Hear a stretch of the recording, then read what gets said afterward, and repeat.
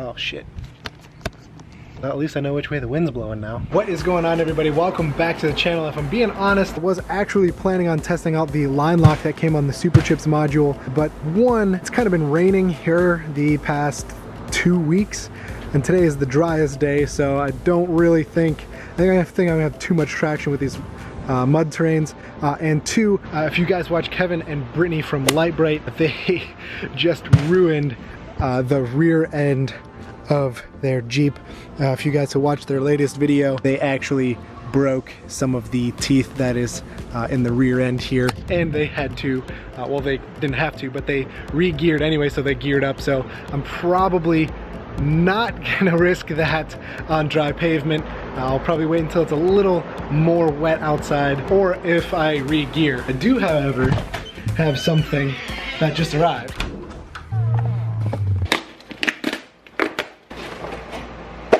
I ordered this K&N recharger air filter cleaning kit for my cold air intake that I put in. If you guys remember, we custom made an air intake, and on the end of the air intake we actually put a K&N air filter. You can see it's not as bright red as it used to be. This has about 5,000 to 7,000 miles on the air intake itself.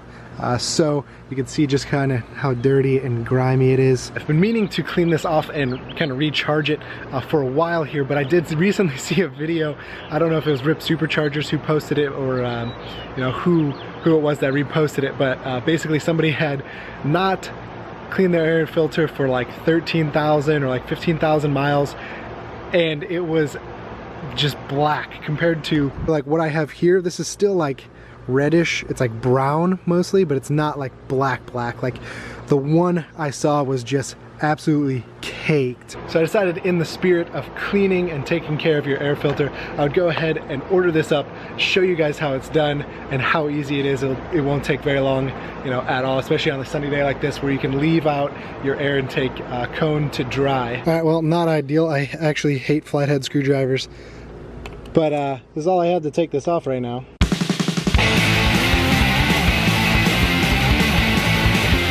And easy peasy. You can see on the bottom where it was sitting like this, looks like it's collected the most amount of dirt. So yeah.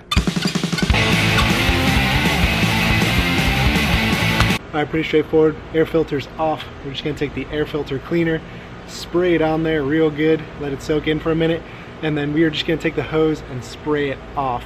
You could do this depending on how much grime is on here. You could do this like 2, maybe 3 times. I don't think that I'm gonna need more than one, but we'll see after I do it the first time. You just wanna make sure you get it real good. Honestly, this stuff just smells like dirty water. Now that we got it pretty well saturated, we're just gonna take the hose.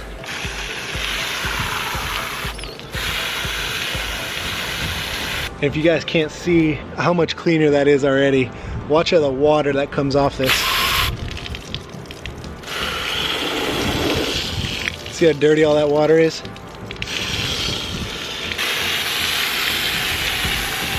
And you can really get inside if you want. Really help push those particles outward, out from the actual mesh. Now you guys can see it's not really like a dirty reddish color anymore. It's actually very like white, pretty much like washed all the color out of it. It's pretty clean at this point. You guys can see pretty much all the way down into all these blades and stuff like that.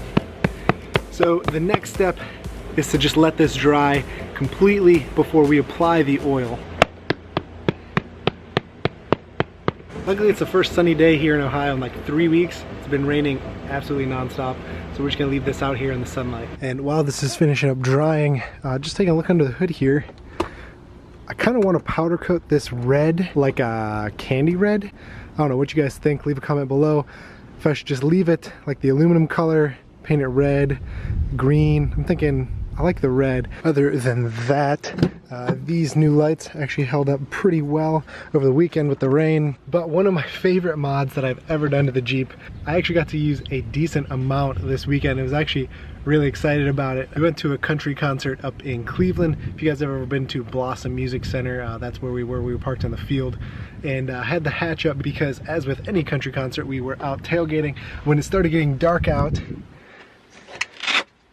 I just grabbed my LED remote here and turned it on, and it actually helped a lot, especially when it started getting darker out. It kind of lit up pretty much this whole area back behind here.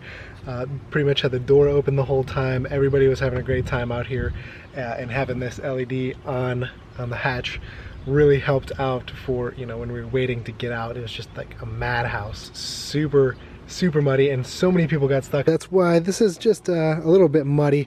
Like I said, it has been just pouring rain, so all the mud has pretty much washed off. You can see kind of on the tires in there, on the lower control arms, up in there, which is not the greatest because I haven't put my inner fender liners back on, but super excited that I actually got to use this thing for more than just a couple of minutes, and actually got to use it tailgating. And there was actually another Jeeper came up to me, he's like, yo, where did you get that? And I sent him the link, and actually I'll put the link in the description below if you guys are interested in something like this. I've actually seen people have it up, you know, up here where I have it, or it actually fits between like here and here on this metal.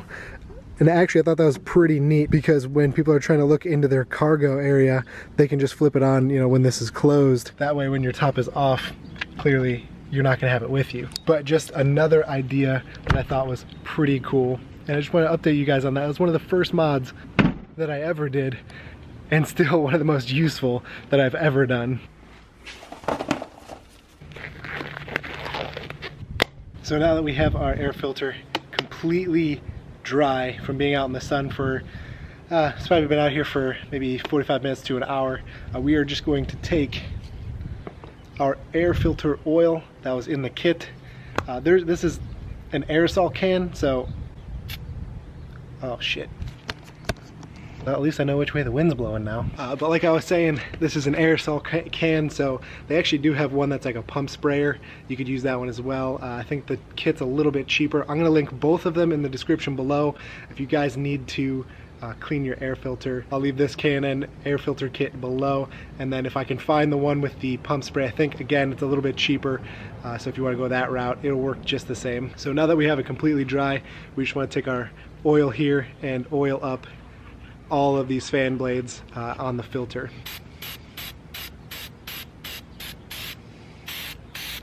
And you can see as I am doing it here, the oil itself has like a reddish dye in it, so you can see where you have and haven't sprayed yet, or somewhere where there's like a little bit, it's a little bit light right here. So I'm just gonna hit that a couple more times and then go over it one more time to make sure I get everything completely saturated in the oil. And then I'm just gonna let this soak in. I'm gonna wipe off all this excess up on the rubber here, and it's always a good idea to wear gloves while you're doing this. That way you don't get oil all over your hands. And personally, I just hate having oil on my hands because it's really hard to wash off, like in the afterthought. So it's like, might as well just prevent it in the first place. I do like the aerosol can. It makes it so much easier to just spray it on here. It doesn't, you know, your finger doesn't get as tired as if you were gonna have like a pump sprayer. But the oil spray is just super nice to have, and I still have more than half a can here, so I could probably do this about 3 more times. So I'll let that oil soak in for another 15 minutes or so before I install it here, and we should be good to go.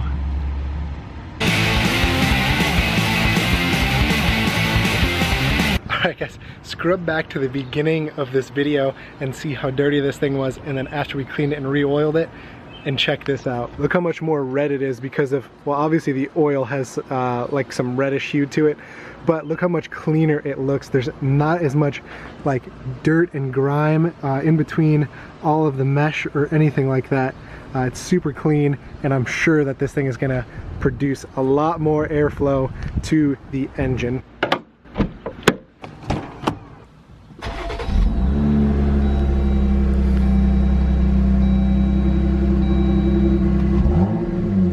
Actually sounds much better. You can actually hear the air intake sucking in more air. Makes my exhaust sound a little bit different too, but you can definitely hear it right as I tap the gas.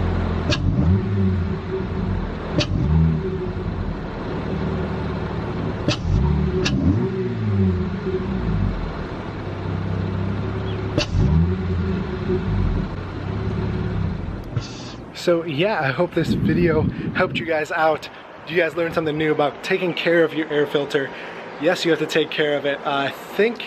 I can't remember how many miles they tell you to do it. Maybe 3, maybe 5,000 miles. But I would just keep an eye on it, make sure there's no like super big clumps of dirt on top of your air filter. I'm gonna get a box made for that cold air intake, so that way I don't have to worry about too much debris getting stuck up on there and you know, cleaning it out all the time. But that being said, it looks a lot better, sounds a lot better, and I'm sure it's going to perform a lot better now that it is fully cleaned. And again guys, it's just the K&N Recharger air filter cleaning kit. This one does have, again, like I said, this is the actual like aerosol can. I'm pretty sure they also just have like a pump spray, kind of like how this one is. But regardless, I will leave a link in the description below. If this is something that you guys want to do or something you have to do, please go ahead and do it. Make sure it only takes, I mean, maximum an hour because of like, you know, letting it dry out in the sun. Maybe like maximum hour 15. It doesn't take long at all, doesn't take much effort at all, and it's super simple. So this is less than 20 bucks I think to get this kit, and it'll last you about 3 times to clean it. Maybe you could probably get a 4th out of it, so you're looking at, you know, less than $5 per cleaning. So before I end this video, I do want to say I will probably, 99% sure, probably be at Ohio Jeep Fest down in Chillicothe on, I think it's July 6th.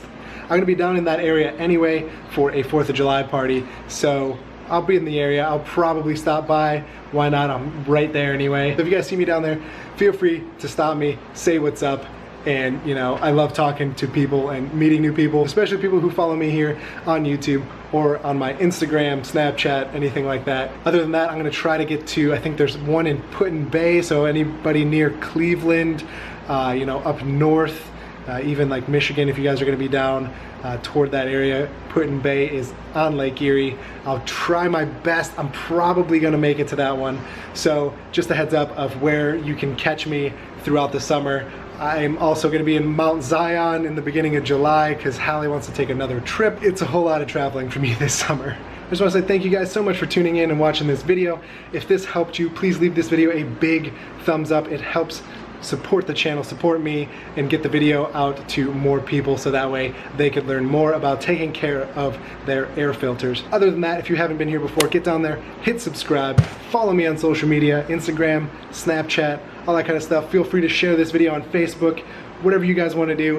Try to catch me at some of those Jeep meets this summer, and as always guys, we will catch you in the next one.